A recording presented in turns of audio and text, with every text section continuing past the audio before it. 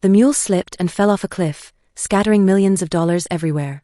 The group of people didn't seem to care at all. That night, they even poured out a bag of cash and burned it to keep warm. To them, this small amount of money was insignificant because they had hundreds of bags of it. Just a week ago, however, they were all destitute, struggling to make a quick $1,000 to make ends meet, and had ended up in a lawless area on the border of 3 South American countries. The leader of the group was Garcia, a retired Special Forces soldier. He was originally hired by the local government to investigate drug trafficking cases, but his superiors, while publicly fighting against drug dealers, were secretly colluding with them to line their own pockets. One day, Garcia's informant, a woman named Giovanna, gave him an important lead. She revealed that she had been transferred to a crucial position within the drug trafficking organization and knew the location of the biggest drug lord's hideout.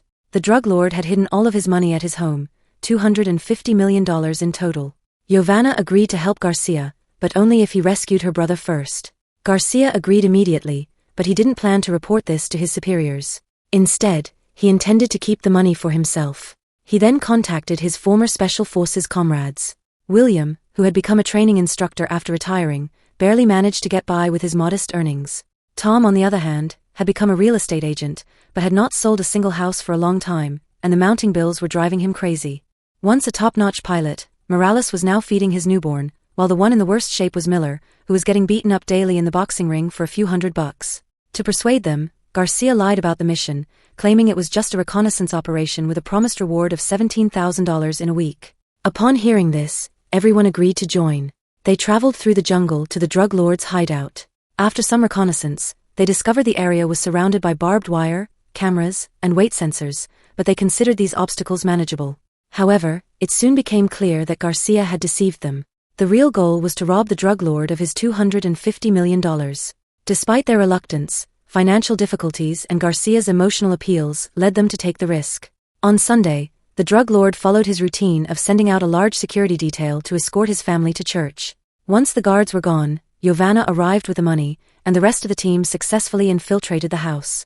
After eliminating a few remaining guards, Garcia disabled the surveillance cameras, and they went upstairs. However, they found no sign of the drug lord or any money. Confused, they wondered if Giovanna had set them up. Just then, Garcia recalled Giovanna's remark that the entire house was essentially one giant safe. Considering the paint cans and the strong smell of paint, he had a sudden realization.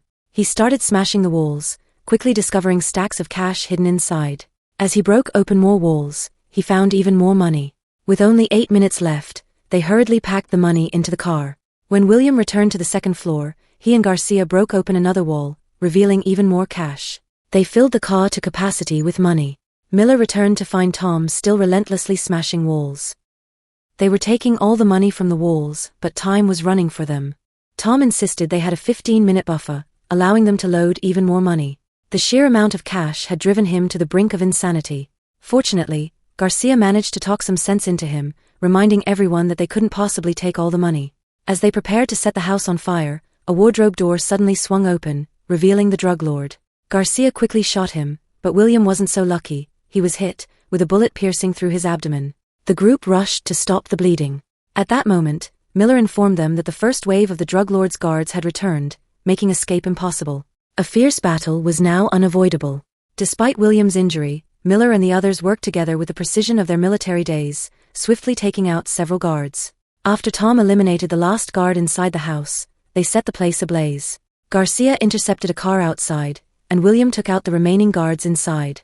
The group quickly split into 2 cars and escaped before the second wave of guards arrived. They made their way to the rendezvous point to meet up with Giovanna. The money they unloaded formed a small mountain, and William's friend was already waiting with a transport helicopter. However, they quickly realized a problem. They had stolen too much money. The loot weighed a staggering 2,700 kilograms, worth $250 million, which exceeded the helicopter's carrying capacity. Unwilling to leave half of the money behind, they decided to take the risk and attempt the flight. They first dropped Giovanna and her partner off at the Peruvian border. Garcia handed Giovanna the promised $3 million and arranged a safe escape route for them. However, Giovanna warned Garcia that the money they stole far exceeded the originally mentioned $250 million. This meant that not only the drug lord but many others would be hunting them down. But it was too late for second thoughts. They needed to leave immediately. Before long, they arrived at the Andes Mountains, the highest mountain range in South America. Once they crossed the mountains and reached the coast, they would be home free with the money. However, as they ascended, the helicopter began to sound alarms. Morales, the pilot, realized that if they didn't lighten the load, they would be in serious trouble. With no other option, they opened the cargo door and threw out $50 million worth of cash. Morales attempted to push the helicopter to its limits and make it over the mountains, but just as they reached the peak, the helicopter's engine blew out. Morales quickly turned the helicopter around and glided down to a field at the base of the mountain. But with a bag of money weighing them down, they couldn't land properly. To save their lives, Miller climbed under the helicopter and kicked the bag of money off. The sudden shift in weight caused him to be left hanging in mid-air. Realizing the helicopter was losing control, Miller jumped and landed safely on the ground. The helicopter, now unburdened, crashed nearby. The crash was very intense and dangerous.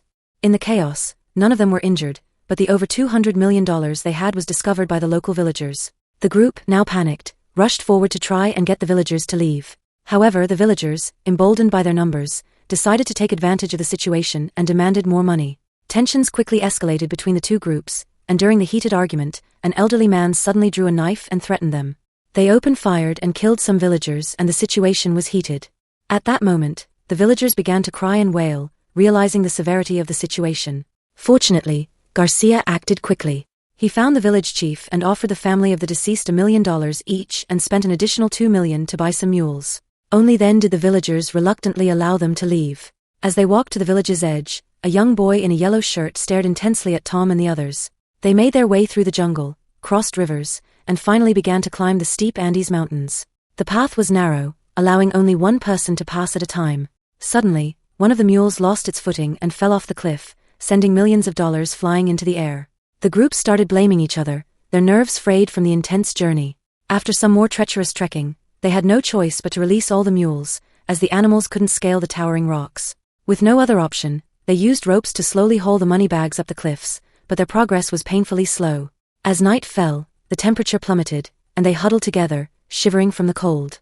Miller, trying to stay warm, lit a dollar bill on fire, suggesting that since they couldn't carry all the money anyway, they might as well burn it for warmth. Tom agreed, and they ended up burning an entire box of cash to make a bonfire. The next day, they continued their journey, but suddenly, gunfire erupted. They all immediately took cover behind the rocks, quickly identifying the shooter's location. They spread out, attempting to outflank the enemy. Tom crept closer and soon had the shooter in his sights. He took the shot, killing the attacker with a single bullet. However, before he could catch his breath, another figure appeared behind him. And he shot Tom on his forehead and he was instantly dead. Garcia quickly drew his gun and took down the assailant. To his horror, he realized it was the young boy in the yellow shirt from the village, seeking revenge for Tom. The group was devastated, their spirits crushed by the loss of their comrade. They trudged on, carrying the money and Tom's body for another day until they finally reached the coast. However, there was a problem. They were 5 days late for their rendezvous with the boatman. Miller volunteered to take some cash and scout ahead for information. The following night, Miller returned with news. The boatman was still waiting for them, but the situation had become even more dangerous. The drug lord's men had flooded the nearby coastal town, searching for them. Garcia initially wanted to fight their way through with the money, but William managed to calm him down, pointing out the impossibility of carrying over 100 bags of cash while also fighting off armed enemies, especially with Tom's body to consider. Realizing the futility of their greed, the group's resolve finally broke. They decided to throw all the money into the Grand Canyon, keeping only one bag each. With heavy hearts, they descended the mountain, carrying Tom's body, leaving their dreams of wealth behind. Upon reaching the town, Miller slipped into the water under the cover of night to find the boatman, while the others hijacked a vehicle from the armed men. However, they didn't get far before more armed men spotted them. A high-speed chase ensued, with Garcia managing to knock over several cars, but the number of enemies continued to grow. Fortunately, Miller located the boat just in time. They drove the car straight into the ocean, knocking over a pursuing vehicle, and then quickly dragged Tom's body onto the boat, escaping their pursuers. In the end, they were left with only $5 million. After laundering the money through a shell company, they each could have taken home $1 million. However, they decided to leave the entire sum to Tom's family instead. After that, they each went their separate ways, embracing one another for the last time, having gone through a life-and-death ordeal only to come out empty-handed. As they parted ways, William handed Garcia a piece of paper. "Do you know what it was?"